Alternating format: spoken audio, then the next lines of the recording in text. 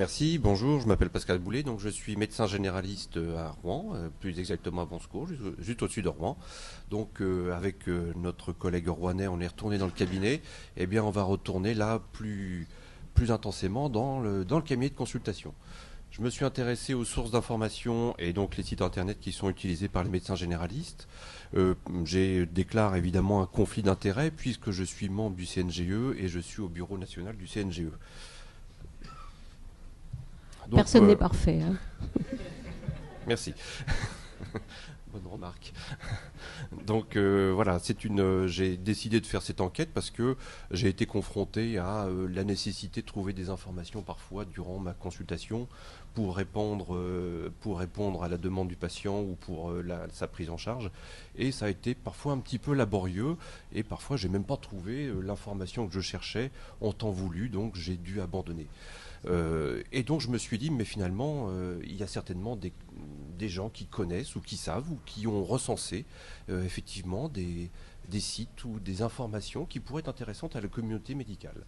Donc voilà, je me suis lancé un petit peu sur cette étude et donc j'ai arrosé gentiment par courriel un certain nombre de médecins généralistes, environ 1500, et donc j'ai créé un questionnaire en ligne pour qu'ils puissent répondre à cette étude qui a couru d'octobre 2012 jusqu'à juin 2013.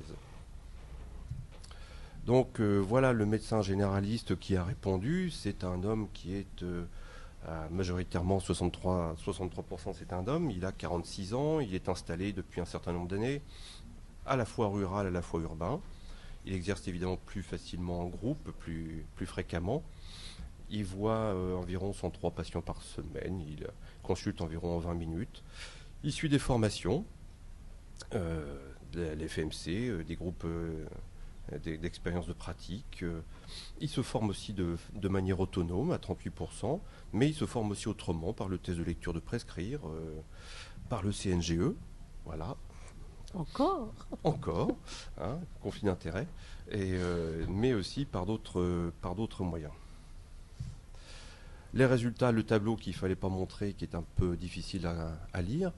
Donc il se forme auprès de diverses sources, notamment les livres, les journaux, et on voit qu'il a une utilisation assez fréquente des livres à 53%, avec une préférence effectivement qui est moyenne, mais une fiabilité qui est importante, entre bonne et excellente à 62%.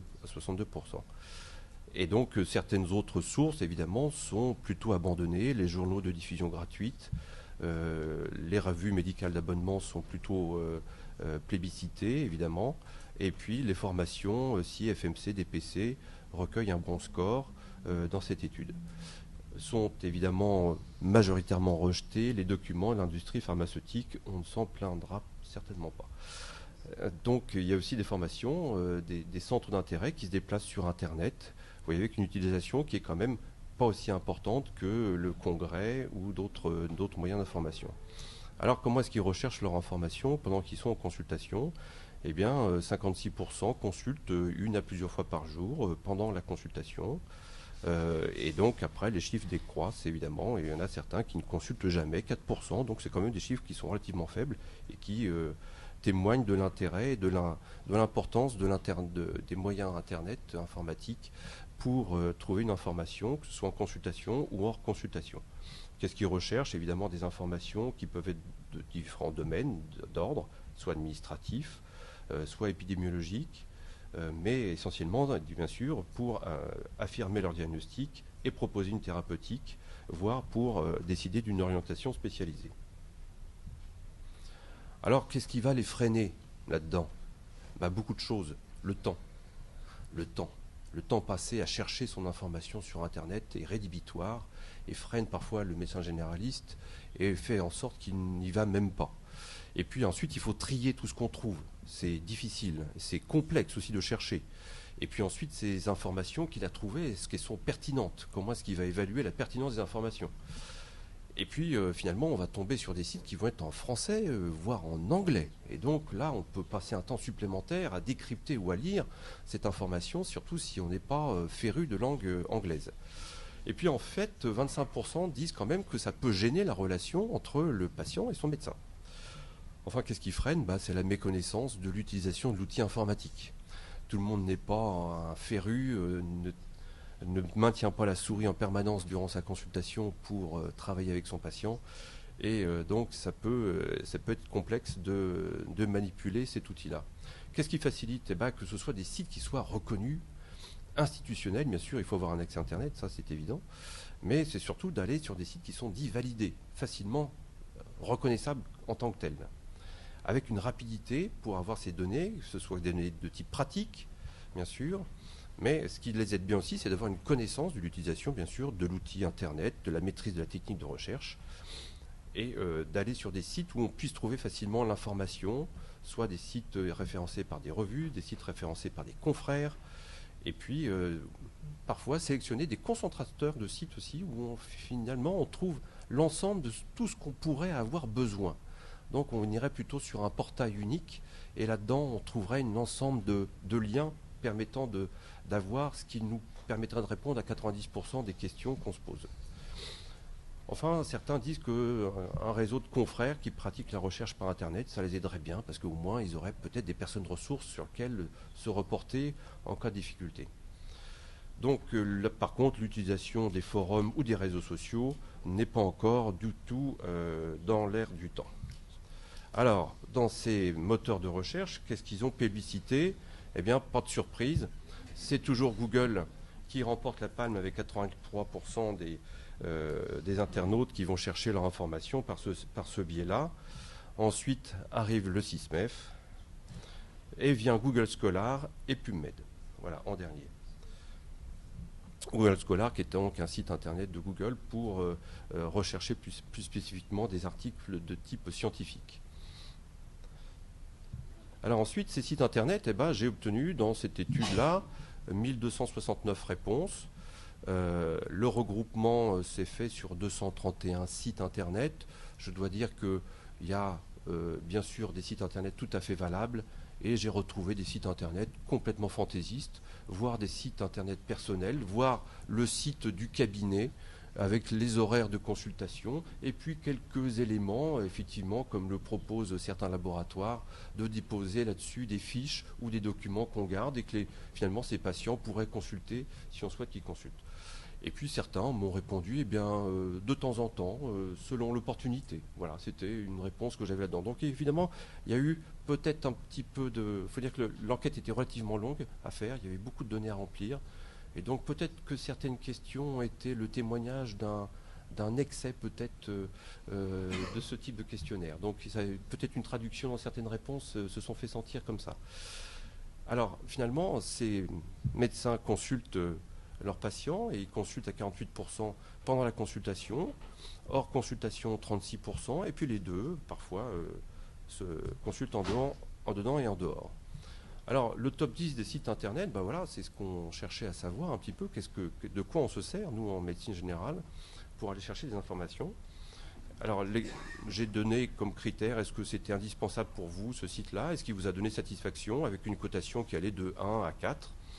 Et donc, le gagnant dans cette histoire, il n'y a pas de surprise, c'est l'HAS qui est le plus consulté durant la consultation pour trouver des informations, avec 10% de fréquentation, le caractère indispensable est coté à 2,9, presque 3, et la satisfaction était à 2,6.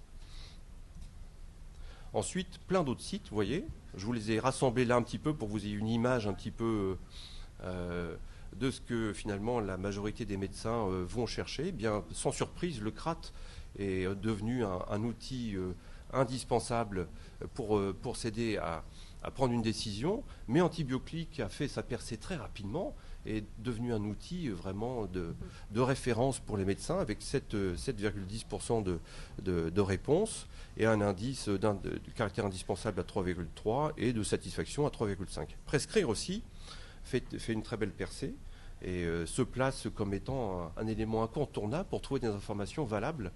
Et là, on a une validité du contenu qui rassure beaucoup les médecins et qui font que finalement, ils vont peut-être s'abonner à Prescrire et aller chercher des informations sur le site durant leur consultation.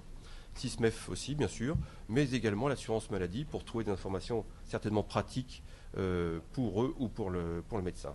Ensuite viennent des sites type Orphanet, évidemment, qui a toute sa légitimité et donne des renseignements dans des cas évidemment beaucoup plus rares, avec 2,5% de fréquentation. Bien sûr, on retrouve encore Google, peut-être une erreur de compréhension de la part de certains médecins qui ont décrit un moteur de recherche comme étant quelque chose pouvant donner une information.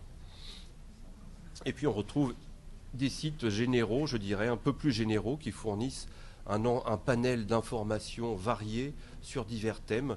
Et c'est Esculap qui a remporté la palme dans ce domaine-là, où vous pouvez avoir sur ce site-là pas mal d'informations. Alors, de la validité et l'ancienneté de ces informations, il faut peut-être être très vigilant pour savoir si effectivement on doit les observer et finalement s'il ne faudrait pas aller chercher peut-être des sites un petit peu plus pertinents. Enfin, le Vidal, qui a une fréquentation quand même relativement importante, tant pour la base de médicaments que pour les recommandations aussi qu'il fournit en ligne à présent. Donc il tient sa place dans le panel. Mais est-ce que c'est tout finalement? Ben non, parce que vous y avez quand même presque 231 sites, donc je ne vais pas tous vous les passer, parce que là vous allez être ça va être relativement difficile. Et donc vous voyez qu'ensuite, je vous ai rassemblé le top 20. Finalement, vous avez quand même PubMed, qui est finalement un des sites sur lesquels certains médecins vont chercher des informations, mais aussi sur la SFMG, l'INPES, Minerva aussi, qui est un site belge pour l'Evidence-Based Medicine, et puis l'Agence nationale du médicament. Et puis arrive finalement là 2 sites un petit peu là-dedans, Univadis, qui répond à certaines interrogations des médecins pour trouver des informations peut-être un peu ciblées ou différentes. Et Wikipédia aussi, qui tient sa place, parce que voilà, Wikipédia, ça parle de tout, de rien peut-être, mais on y trouve quelque chose, et après peut-être que le médecin se forge son opinion vis-à-vis de ce qu'il a lu. Après, c'est à lui de juger si finalement l'information donnée est valable pour lui ou pas. Et bien sûr, conflit d'intérêts, je ne peux pas ne passer sous silence la revue Exercer, à laquelle j'espère vous êtes tous abonnés. En tant que membre du CNGE, je ne pouvais pas dire autre chose, bien sûr. Alors d'autres sites que moi j'ai remarqués, qui ont été cités bien sûr dans les réponses, la BML, qui est la bibliothèque médicale Le Manicier, qui est un site concentrateur aussi de différentes informations sur divers thèmes et diverses pathologies. Mais j'attire l'attention sur la Cochrane en français, qui maintenant vous délivre en français, ce qui est quand même beaucoup plus facile que la Cochrane en anglais, parce que là, il faut prendre son temps, et en consultation, je pense qu'on n'a pas trop le temps de jouer à ça, mais qui vous délivre quand même un extrait en français d'articles, et donc qui est tout à fait pertinent à connaître.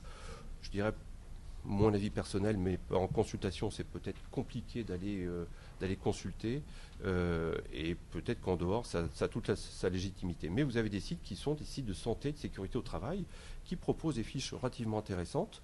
Et puis encore conflit d'intérêts, bien sûr. Là, je vais me faire taper sur les doigts par tout le monde, bien sûr, parce que vous avez quand même l'UMVF qui vous propose aussi, mais là, je pense plus hors consultation, pas mal de données qui peuvent être intéressantes à consulter. Après, à vous de juger si effectivement elles sont pertinentes, intéressantes pour votre pratique ou pas. Et puis, bien sûr, et la reconflit d'intérêts, le Collège national des généralistes enseignants, dont je fais partie, n'est-ce pas? Et là-dedans, il y a quand même une veille bibliographique, et on essaye, dans cette veille bibliographique, de lister des articles qui peuvent être intéressants pour la pratique, et qui sont tirés plutôt de la Cochrane, non pas en français, mais la Cochrane version anglaise, et donc de trouver des articles qui soient vraiment porteurs et dirigés vers la discipline de la médecine générale. Donc ce sont les sites que j'ai remarqués, mais je voudrais mentionner un site qui n'a pas été mentionné du tout dans les réponses, parce que beaucoup trop récent, et qui a été développé par la faculté de médecine de Toulouse avec Stéphane Oustric, et qui est donc le Pédiadoc, et qui s'occupe de la santé de l'enfant de 0 à 2 ans. Ça me semblait important de le signaler. Je pense qu'il doit avoir sa place, et peut-être qu'il faudrait se pencher dessus, relire, regarder ce qu'il propose, et je pense que ça peut être un outil d'information tout à fait légitime, même durant la consultation.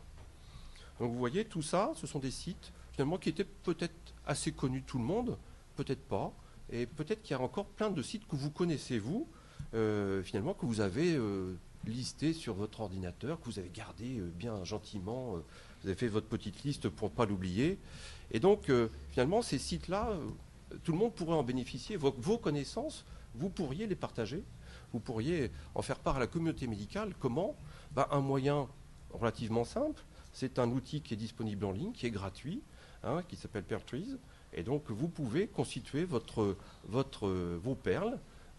Et donc, ces sites-là, vous pouvez, une fois que vous êtes inscrit, vous avez une petite icône qui se place juste à côté de votre barre de recherche. Et si le site que vous avez sélectionné vous plaît, eh bien, vous pouvez le sélectionner dans ce site-là. Et ensuite, vous organisez effectivement tout votre arbre à la manière dont vous voulez. Vous rangez ça comme vous voulez. Mais aussi, ça va profiter à la communauté. Ce qui fait que si vous rangez, par exemple, je ne sais pas, un outil qui va être sur la recherche ou sur la prescription ou sur les pratiques en santé, eh bien, un de vos confrères va peut-être recevoir cette perle-là parce qu'il est intéressé sur le même thème. Et vous allez recevoir des perles aussi qui viennent de ces arbres à lui.